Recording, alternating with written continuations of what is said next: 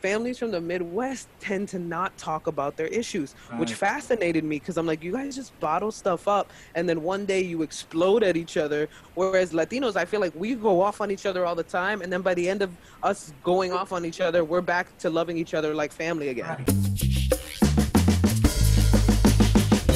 Gina Brillon, you're on Checkitow. How you doing? I'm good. How are you? Good, good. Looking forward to your new special. I've seen a couple of clips. I saw Easily Offended. I think it was on HBO's platform. Yes, it was. Awesome. So how do you feel? Is this your first 1 hour special? This is actually my second 1 hour special, but the first one is actually on Amazon too, which was a big moment because they took my first special and put it on Amazon, and then they took this special, so it's like almost bookends. Like my most recent special and my very first special are both on Amazon now, so it's kind of it's incredible. All right, well, listen, you're hitting it hard. We need to remind, because Jeff Bezos is actually half Cuban, so we got to get him on the Latinx, So he needs to start for representing real, a little bit more. Help us out as much Jeff. as you can, right? Absolutely, Jeff. Come on, hook it up. I know that he just uh, Gloria Calderon just signed a deal with Amazon, so let's hope for more Latinx and Latin-based projects Right. to come out of that. And there's a couple of things in the works that I'm hoping go through, for Amazon. But big up to Amazon for for providing that kind of diversity and hopefully getting more Latin voices out there. Yeah. Okay, so you talk about something in your stand-up that I find, first of all, it's going to be a treasure trove throughout your entire career, and it's being married to a white guy from the Midwest. And I love collision of cultures, and what better place for that to happen than a marriage? So can you talk to me a little bit about that? Man, it's been a wild ride. um, it's been interesting because we come from such very different backgrounds. Like I'm a Puerto Rican from the South Bronx, and he is a white guy from the Midwest. And we met on a cruise ship and just kind of fell for each other. Hmm. And we have such different backgrounds. He comes from conservative parents. My parents are super liberal. And so I think that was the biggest question when we first started dating was, are our differences going to be an issue that we can't get over? And what actually ended up happening is that we're learning a lot from each other about each other's cultures, about what it's like to grow up in the Midwest and about what it's like to grow up in the South Bronx. And when we looked at it like that, it became way more fascinating to learn about each other. Where it was like, well, how did your family handle this? And how did your family handle this? And it's very interesting. Latinos, we air all our dirty laundry out right at the dinner table. Like it doesn't matter. We will air it out in front of everybody. But I've noticed that families from the Midwest tend to not talk about their issues, which Right. fascinated me because I'm like, you guys just bottle stuff up and then one day you explode at each other. Whereas Latinos, I feel like we go off on each other all the time. And then by the end of us going off on each other, we're back to loving each other like family again. Right.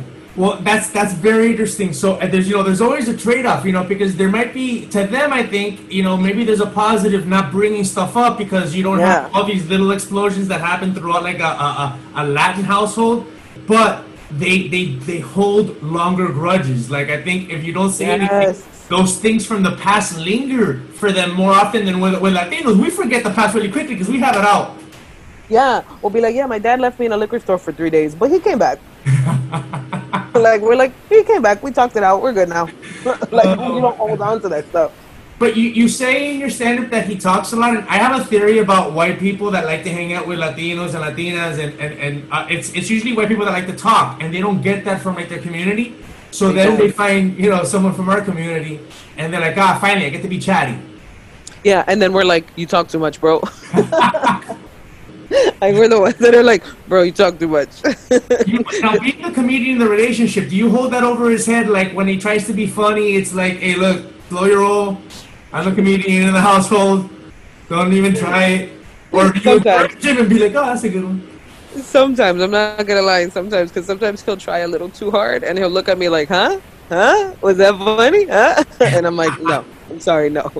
Leave it to the professionals, bro. Please. Oh man, all right. One day though, maybe one day he comes up with something so funny. You're like, all right, I'm gonna use that. I'm gonna use this. He's had his moments. He's definitely had his moments, but they're like more natural. Not when it's like with anybody. When you're trying to be funny, it Right. usually fails. But when it comes naturally, like if you're naturally funny and you're telling a funny story, or you just are good on the fly and you say funny things, like my brother's like that. He's so funny just off the top of his head. Right. When it happens like that, like those are the best moments. And he's had a couple of those moments. Wow, how'd you get into comedy? Oh gosh.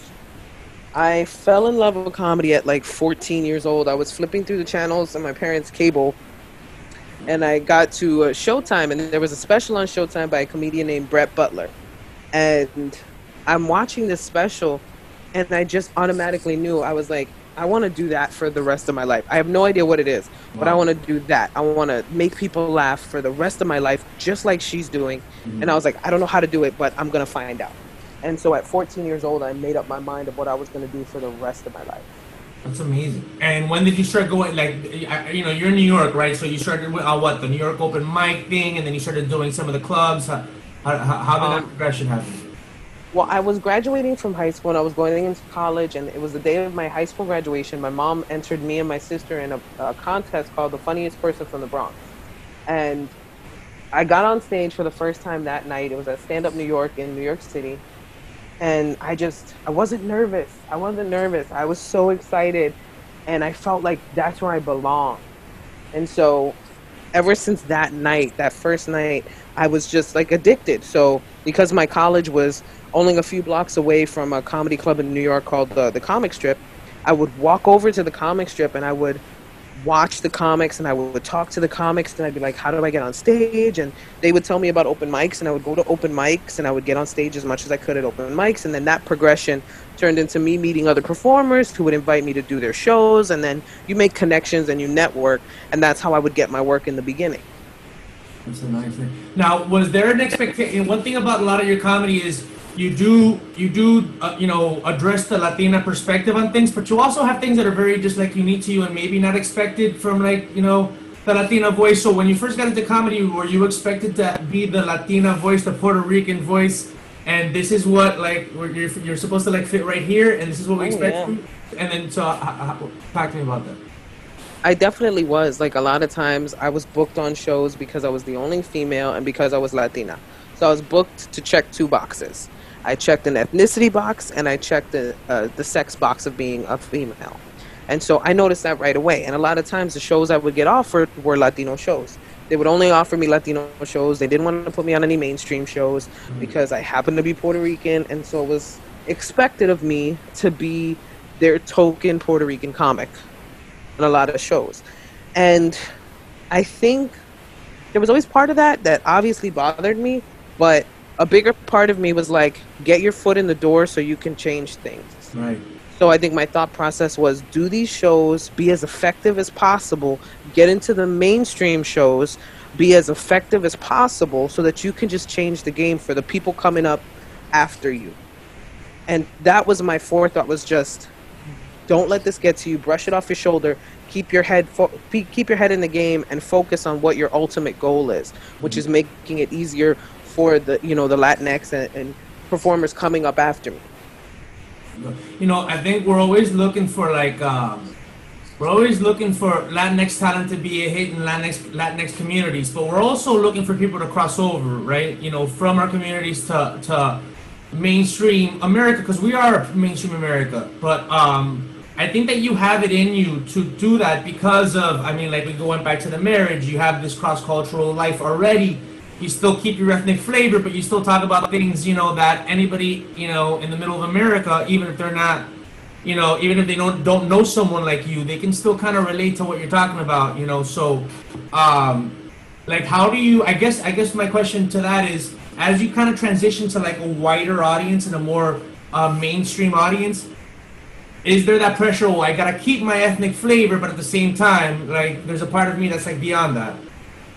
I mean, there's always the pressure for that because you don't want to let your people down.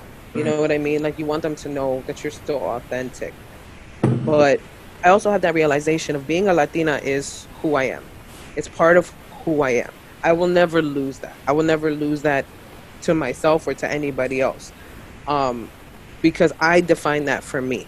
To other people, I've heard very, and it's always a very ignorant statement that I'm sure a lot of Latinx and people have heard, like, oh, you're not that Latina, oh, you're not so Latina, or you're not really Puerto Rican. Like, Right. you hear that stuff a lot throughout your career, and you just learn to define whatever your Latinidad is for you.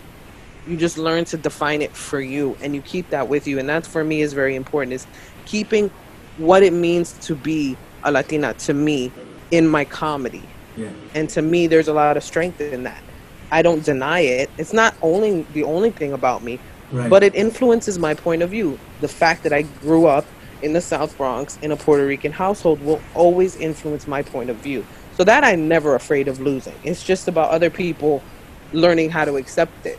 Yeah, people are now like putting all these other different people from that are not you tend to put all these other pressures on you. As like, I already got enough pressures. Just chill. Yeah, like, But, I'm good.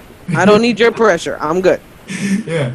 That's I guess that's one thing about today is that a lot of people like they'll gravitate towards somebody that they can relate to, but then they start to project their own stuff onto that person, and then when it turns out that that person's not exactly like you. It's like, oh, wait a minute, they're unique. Oh, wow. You start to tell them how they should be, and it's like, no, no, no, no, let them be. They're just not like you. Just let them be. Were you always funny growing up? Like, talk to me about what it was like to grow up in the South Bronx in a Puerto Rican household. Were you always making people laugh, or was that something that came? Always. I was always trying to make people laugh. It was my favorite thing to do when I was a kid. Once I realized that I could change somebody's mood, like I could make an angry person laugh or a sad person laugh, and I could change their mood, I was like, this is amazing. And I became like addicted to just making people laugh. It was my favorite thing. Like, my grandma, she came from PR. She didn't speak a lot of English. She was my favorite audience member because Yeah. I had to do anything because she was a very serious woman. So I did anything to make her laugh. And once I made her laugh, I was like, I win. I win. I'm amazing. I just made her laugh. Awesome. And so it was always important to me. I was always a little joker. That's awesome. Yeah, I was really close to my grandmother's too. I had really young parents, which means that I spent a lot of time at my grandmother's house. I had a grandmother that was really like Catholic, church going, like she's Saint Teresa from Cuba. But then I had the other grandmother that was like, she used to like cook smoking cigarettes, and the ashes would fall on the food, and she was a handful. But You had a gangster grandma. yeah, but abuelas, I don't know if like other cultures have a strong tie to their grandparents as Latin cultures do. Like, I think you see it a lot in Black culture too. Like, you see a lot in Black culture. You see it a lot in Latin culture. We're very connected to our elderly. Like, they're part of the wisdom that we learned growing up. And part of that is because it's very rare that you see a Latin family put their elderly in a home. right. Our elderly stay with us until they pass. Like, they stay with us. They live with us. And I think that's why we're so influenced. Yeah. Yeah. I don't think in an old Latin person would be like, what? I'm not taking Yeah, I'd be like, I can take care of myself. Leave me alone. yeah, I'd rather live by myself. You're not going to put me in a home. That's fun. So what's in the future for you is like family wise? Are you thinking of starting a family? Talk to me about that. Well, I am currently 8 months pregnant. Woo!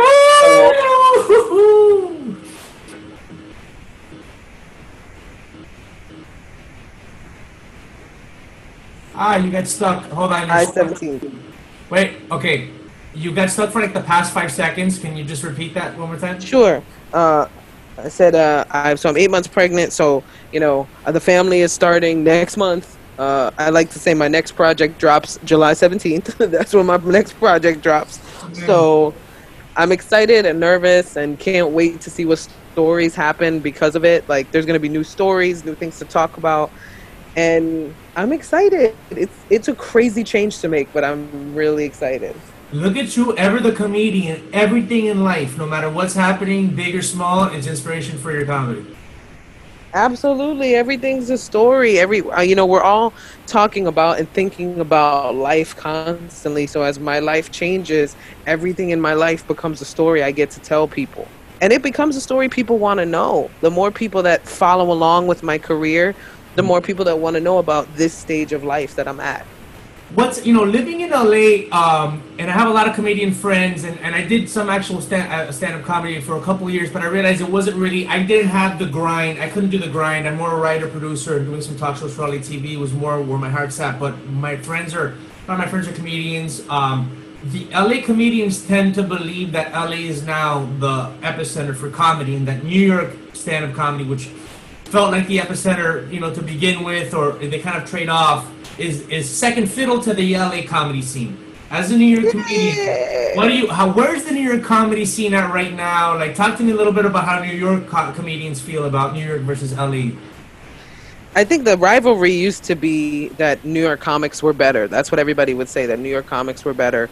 But I think what it really was is we had opportunities for more stage time. Like when I would go out to LA, there's not a lot of clubs. You have a lot more now and you have a lot of smaller clubs, but in New York, we always had an opportunity to get on stage somewhere. Not just at major clubs. I mean, we have about 4 or 5 major clubs in New York to get up at, to get past that. And on top of that, you had the smaller, more alt rooms, all the smaller alternative comedy rooms that you could go to work out your material. Then you had the rooms uptown where you could go out and work out material. And so we had so much. It was like, I like to call it comedy boot camp, because there was no excuse for not getting stage time. You have so many opportunities to get stage time, and you can just work and work and work. Whereas in LA, everything's so spread out. If you have a show at Comedy and Magic in Manhattan Beach, right, and then you have another spot you're trying to make at the Improv that same night, it's going to be a problem, depending on traffic, depending on what time you're up. So it's like, I think it's just a different way of handling the scene. But the comics that are dedicated in Cali make the best of their time. So I think it comes down more to dedication, because I've met some pretty strong California comics, just like I know some really strong New York comics. I think more than anything about the scene, it's about your personal dedication. How much are you willing to sacrifice to get better, to get stronger, and to grow?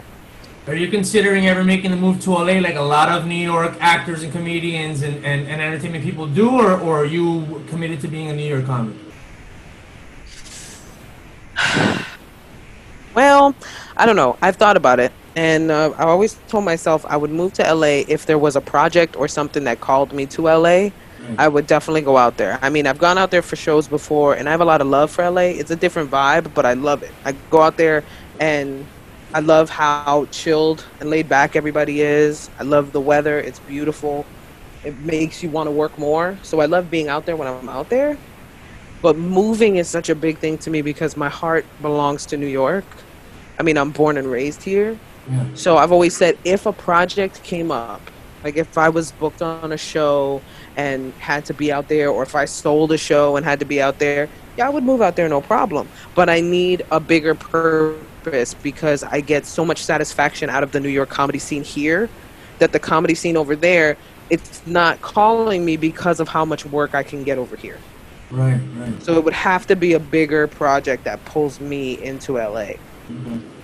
Nice. Now, the half-hour special, Easily Offended, the title is interesting, right? Because it sparks a conversation, because there's a conversation today in comedy about whether audiences are becoming easily offended. But the thing is, the title for your is reference to the comedian, and the thing, all comedians, most of their sets are about them being offended by something, right? And the whole thing is their take. So while comedians might have to worry about audiences becoming more easily offended, comedians themselves are inherently easily offended. That's what makes up most of their humor. So can you talk to me a little bit about the title, and did, like, were there comics that came up to you and were like, oh, did they have a certain feeling about it and stuff like that? What were the conversations like? I mean, a lot of the comics love the title just because, they looked at it as, speaking to cancel culture and to a lot of, audience members that are writing letters and complaining to comics and, sort of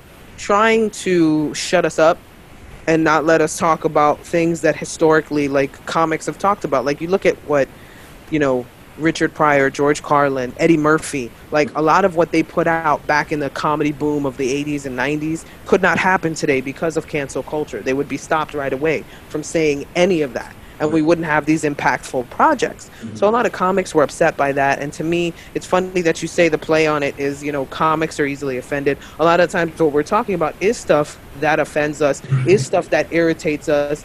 And part of it was that too, where it's like, who's really easily offended in this scenario? Is it me or you? Because if you voice something that bothers you, and then all of a sudden I get defensive instead of listening to you, who's really the person that's being more offended here? Right. If you're telling me you had a problem with something I say and I'm not even listening to what you're saying, it's a double-edged sword of offense. Do I get to, protect and defend myself because you're offended?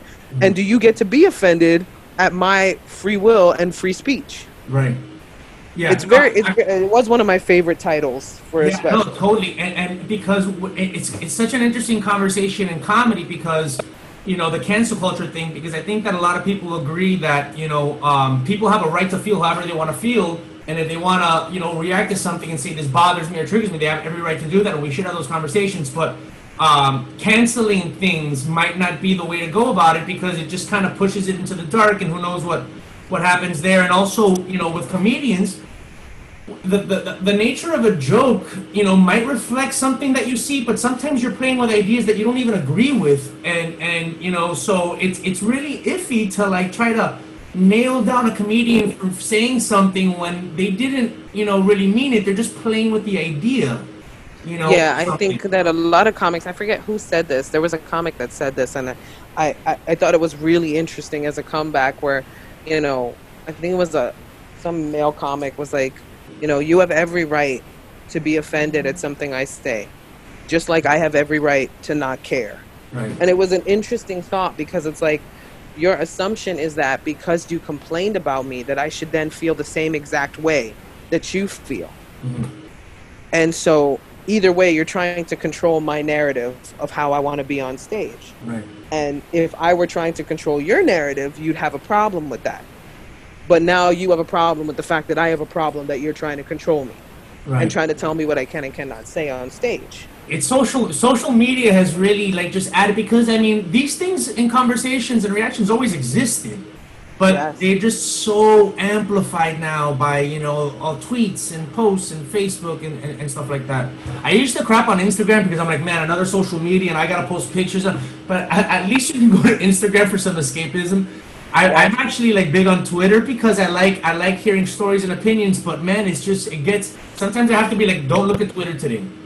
I have no Twitter notifications, so if you tweet at me, I will find it eventually. Mm-hmm. But I can't do the whole back and forth on Twitter. I don't want. It's too much now. It's like I might as well read a newspaper because that's all you see on Twitter is all current events and people's opinions on current events. And I'd rather just get the information than deal with somebody's personal biased opinion on something. Right. And so, I don't do Twitter that much. I'll post to Twitter every now and then, but I really don't pay much attention to my Twitter, unfortunately. Sorry, Twitter fans. I do eventually get on there. But I'm more on Instagram for that same reason, where it's like, dude, I just want to take a break from it all, and I want to see something ridiculous. Instagram, TikTok, all that stuff that is there. And occasionally you'll get a video, but what I like about the videos on, Instagram and TikTok, first of all, I'm a very... visual and audio person, so the more I can learn from somebody's video, the better, which is why reading tweets isn't really my thing, but seeing videos and being oh, that's something I didn't know, I'm getting information from that I way prefer. So I'm definitely more of an IG-aholic than anything else. Nice. And so why is the new special called The Floor is Lava? Well, in the special, I tell the story of playing that game as a kid, of playing The Floor is Lava. And when we were looking at names for specials, that was on the list of the name. They thought it was, a good idea. So I looked at that list with, a girlfriend of mine who was helping me decide the name. And I was like, that's the name. That's the name of the special. That's got to be it. It stuck out to me. And I was like, and most people will understand what I mean by The Floor is Lava because most people have played the game. You're so New York. You're so no. You gotta come to LA for a little bit and just get people to just get out of their silliness. I think that we need some, man. Your East Coast vibes are strong, and I like it. That's Miami, so it reminds me a little bit of, although Miami are a little, people are a little out there, but there's that just like, just hitting life head on, Yeah. and, acknowledging the game, learning how to play it, and, kind of like laughing at people that don't know how to or don't even realize that there is a game being played. Yeah. That don't realize what's going on, and you're just like, oh, you silly, silly person. You don't see what's going on. And I see it because I've been through it. That comes with age. That comes with, just learning experiences in life where you can sit back and be like, oh man, the lessons I have learned. Totally. You've had a couple of major comic names get behind you. I know I read Kevin James got involved with potential sitcom on you, and Gabriel Iglesias had you on one of the comedy specials that he produced, right? Which one was it? Yes, he had me on. We initially met on Stand Up Revolution, which was his show on Comedy Central, and then I went out on tour with him. Actually, no. Then he produced my first hour special, and then I went out on tour with him later on. So I've worked with Gabriel a lot, and I absolutely adore him. He's one of my favorite people. Well, I think the more people see you, the more people are gonna get behind you. I can't wait. I'm gonna go check out The Floor Is Lava on Amazon. Yes, I got it right. Amazon. Sometimes it's coming out of my mouth and I'm like, fuck, was it Hulu? Don't. Oh, No, yeah. it's Amazon. Amazon. All right, Gina Brillon, you've been on Check It Out. Thank you so much. Thank you for having me, hon.